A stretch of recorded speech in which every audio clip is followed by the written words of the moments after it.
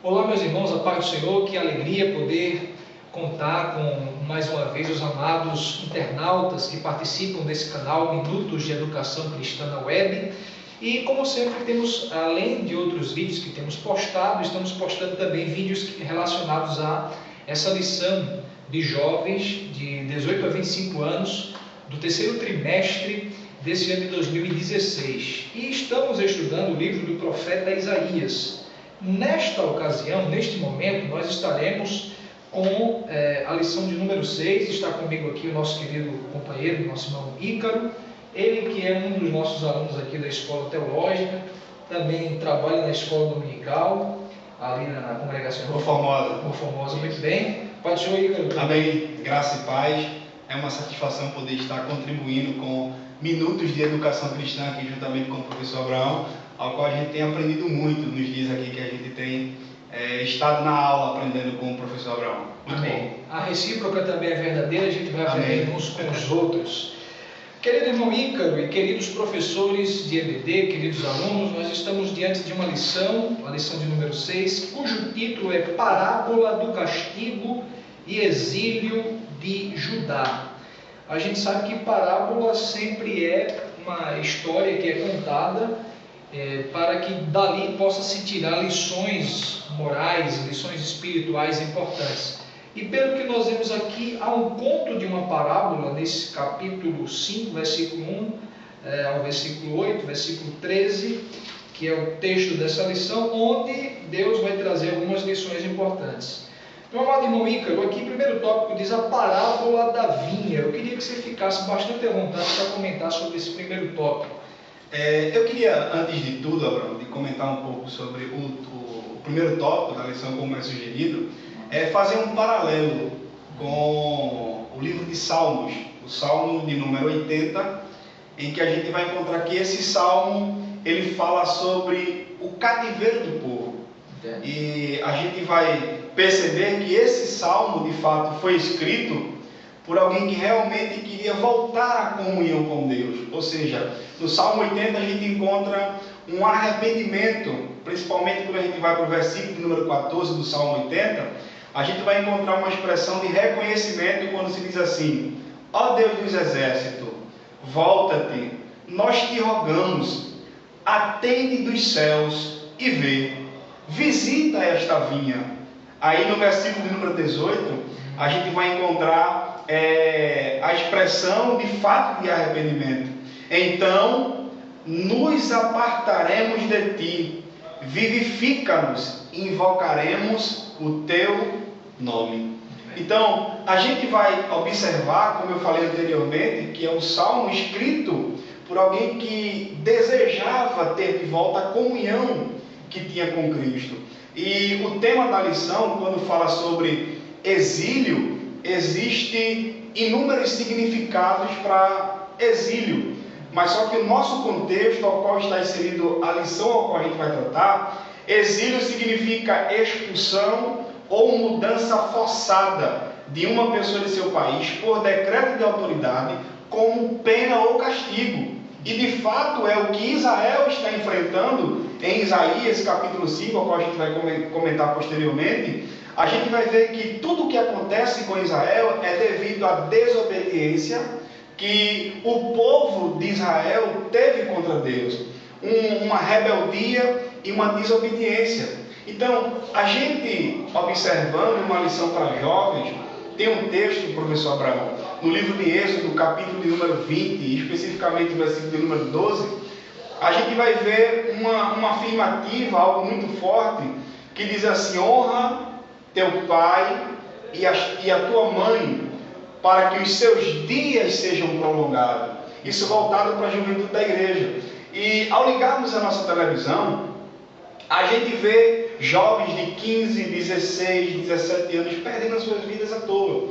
E se o mais interessante em tudo isso é que se você for conversar com os pais desses adolescentes, desses jovens, você vai ver que não faltou conselho, não faltou o caminho para sair dessa vida. E você pergunta: você já deu conselho para ele sair dessa vida?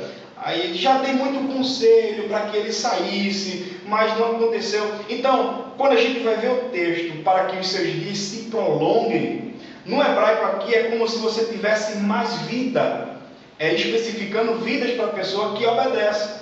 E é óbvio, eu me lembro que algumas vezes levei muita coça do meu pai, apanhei, por questão de desobediência. E a gente sabe que toda desobediência, ele traz um castigo, ele traz uma punição, e ele traz marcas no nosso corpo. E é justamente o que o povo de Israel está enfrentando, o castigo pela desobediência e rebeldia. Muito bem. E aí, é quando nesse contexto de castigo, de desobediência, que Deus anuncia ou pré-anuncia esse cativeiro, o texto vai falar justamente, como eu estava comentando, sobre essa parábola da vinha. E nessa parábola, o que é que Deus conta, como é que Deus coloca essa situação para o seu povo através de parábola? Imagine, professor Abraão, um empreendedor. Porque no capítulo 5 de Isaías, a gente vai ver um Deus empreendedor, um Deus que empreende em alguma coisa. Imagine você pretende abrir um negócio, você gasta suas forças, energias, recursos, vai atrás, investe acreditando que aquilo vai dar certo. É justamente isso que a gente vai ver no livro do profeta Isaías, que começa no capítulo 5 como uma poesia, com a expressão, no versículo 1, cantarei ao meu amado, cântico de meu querido. Essa frasezinha aqui a gente encontra muito no livro de Cantares de Salomão. Então, por isso que nos dá uma ideia de uma poesia. Mas a gente vai ver no seguinte dos versículos que ele vai falar sobre a vinha. E aqui a gente encontra todo um aparato para poder ver frutificar, poder dar frutos. Vai dizer assim: o meu amado teve uma vinha num outeiro muito fértil. É interessante que o versículo 1 diz que o lugar onde essa vinha, que simboliza Israel, está sendo plantada, e o seu cultivador, o cuidador, é o próprio Deus, ele o colocou em um lugar fértil. No versículo 1 ele vai dizer que colocou no lugar fértil. Sim. E ainda mais no versículo 2, ele vai dizer assim: ele a cavou e a limpou das pedras, e a plantou de excelentes vides, edificou no meio dela uma torre. Essa torre aqui nos dá uma ideia de vigia, em que Deus está observando e vendo tudo sobre a sua vinha. Aqui a gente encontra amor, a gente encontra carinho, a gente encontra a gente vê aqui técnicas de alguém que mexe com um agrícola, que sabe mexer com esse aparato para que uma vinha possa produzir bem. E por isso que aqui no primeiro tópico ele vai tratar a parábola da vinha. Ele vai dizer que Deus cultivou a vinha, ele escolhe o local, como você falou, a terra mais fértil, e ainda plantou as melhores mudas. Mas aí já no segundo tópico ele vai falar, por dentro dessa parábola, né, para mostrar a situação de Israel, é que depois de fazer, como você usou essa boa linguagem, do aparato, né, agrícola, quando Deus cuida dessa vinha, ele afofou a terra, tirou as pedras, ele espera de que essa vinha produza. E aí é que a gente quer ver. E aí é muito forte. A gente encontra um desapontamento de Deus lá na frente muito grande. Porque a Bíblia vai dizer que ele esperava que dessem uvas. Mas o texto vai dizer: eu esperava que vocês dessem uvas, e vocês deram uvas bravas.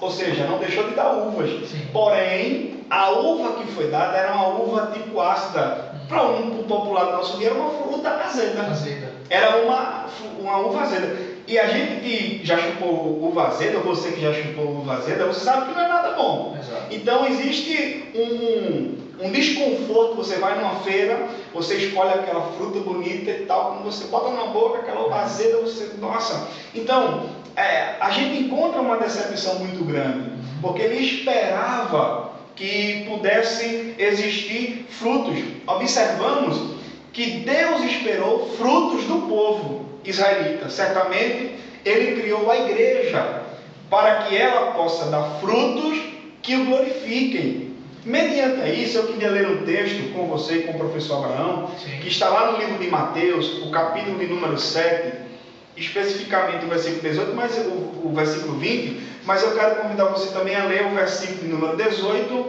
o 19 e o 20, que diz assim, Mateus, capítulo de número 7, os versículos de número, a começar do versículo 18, para que a gente possa fechar aqui o nosso raciocínio. Não pode a árvore boa produzir maus frutos, nem a árvore má produzir frutos bons. Toda árvore que não dá bom fruto é cortada e lançada fora. Portanto, pelos frutos os conhecerei.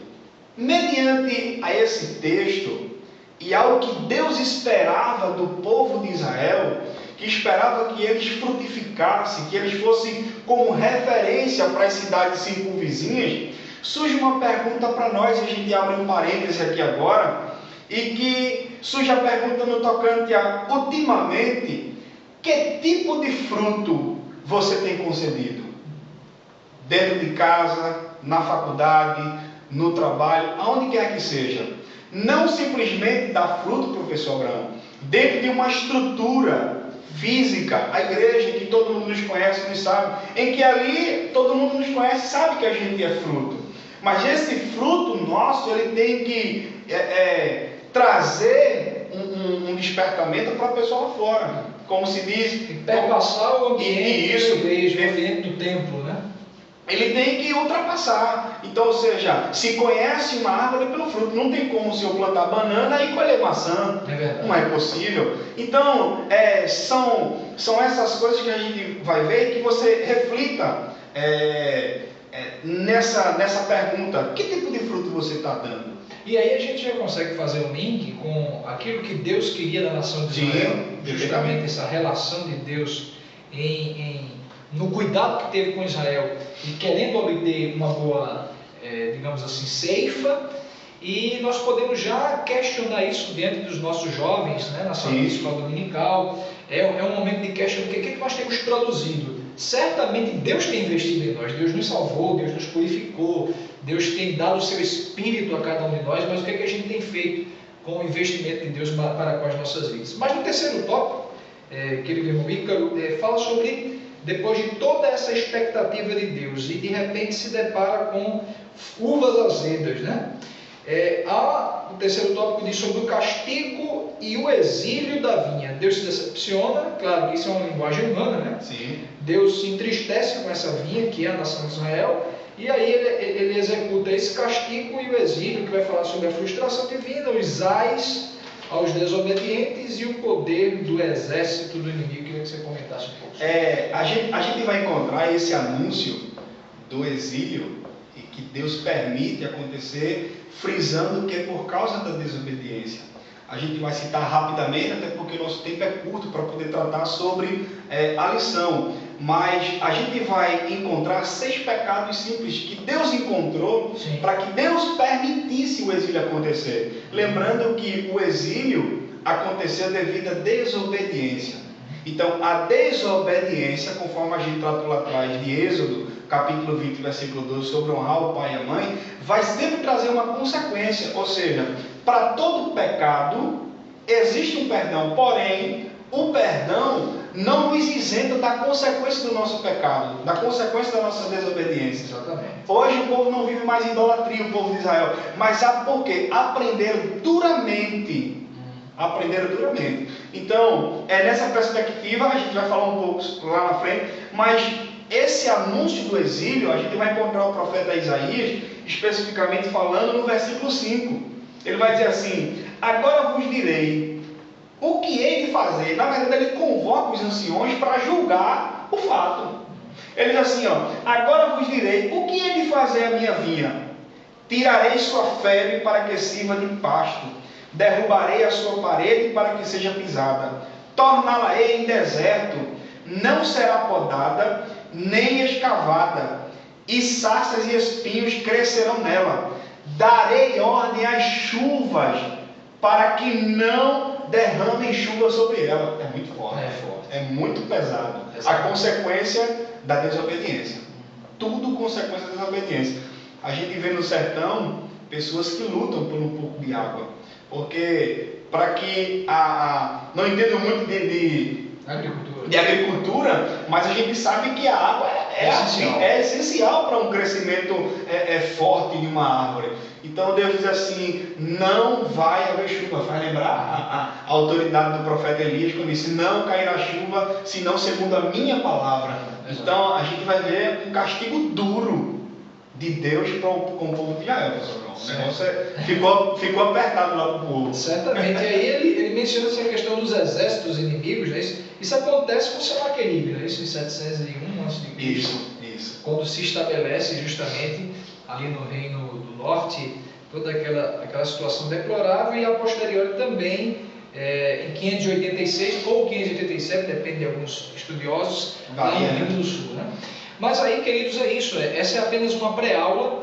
Espero que tenha sido esclarecedor, não é isso? Porque nosso objetivo aqui é para os professores de escola dominical dessa faixa etária se sentirem estimulados a estudarem mais, pesquisarem mais acerca desta lição maravilhosa e poder compartilhar com sabedoria, com ousadia para os seus queridos alunos no domingo. Como também nós queremos, de antemão também, convocar os jovens da nossa igreja para participar da escola bíblica dominical, e que é fundamental, que é importante. É um tema que esse tema ele alcança jovens, alcança adultos, idosos, que fala sobre essa questão do relacionamento com Deus. Meu amado irmão Ícaro, eu queria que o senhor deixasse suas considerações finais. Novamente eu agradeço o convite do professor Abraão. Sim. E a gente também quer fazer um convite a você, venha participar da ETEADALP. Temos aprendido bastante a palavra de Deus juntamente com os irmãos, e isso é um convite, estamos sempre à disposição do Senhor. Qualquer coisa o Senhor manda as ordens. Seu servo. Que é isso. Deus e Cristo Jesus abençoe. Amém. Nós aqui agradecemos a presença dele, ele que é um dos nossos alunos aqui da nossa escola teológica, e venha também estudar conosco. Que Deus abençoe a todos, em nome de Jesus. Amém. Amém. Graça e paz.